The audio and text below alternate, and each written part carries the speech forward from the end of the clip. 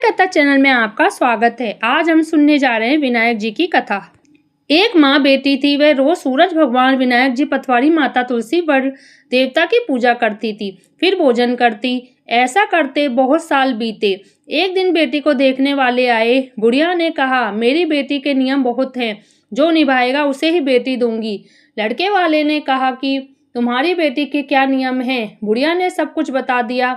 लड़के वाले बोले, हम सब नियम निभाएंगे। शादी हो गई, बेटी ससुराल आ गई। 4-6 महीने नियम चलता रहा। एक दिन उनके घर में झगड़ा हो गया। सासू जिठानियां कहने लगी, ये बाद में आकर भी देव देव करती है, सारा काम हम ही क्यों करें? दूसरे दिन सवेरे छोटी बहू उठी और स्नान ध्यान से निवृत्त होकर पूजा को निकली। सासू जिठानी कहने लगी, कहाँ चली बहू? कल इतना झगड़ा हुआ देखा नहीं? घर के काम धंधे में ध्यान दो। बहू ने चोपड़ा रख दिया और महल में जाकर सो गई।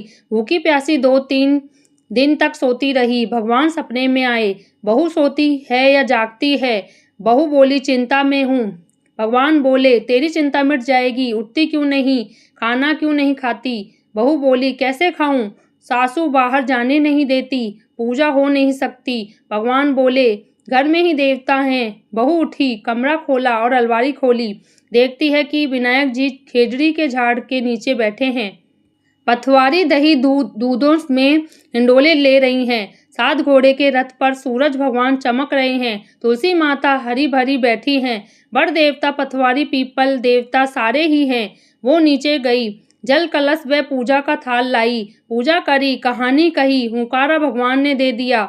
नीचे आके जीमने बैठी। देवरानी जेठानी कहने लगी, रूठी रानी कौन मनावे, टुक टुक करती आप ही आवे। कहाँ गए तेरे नियम धर्म?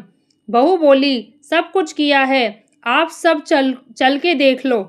आगे आगे बहू, पीछे सब जने चले।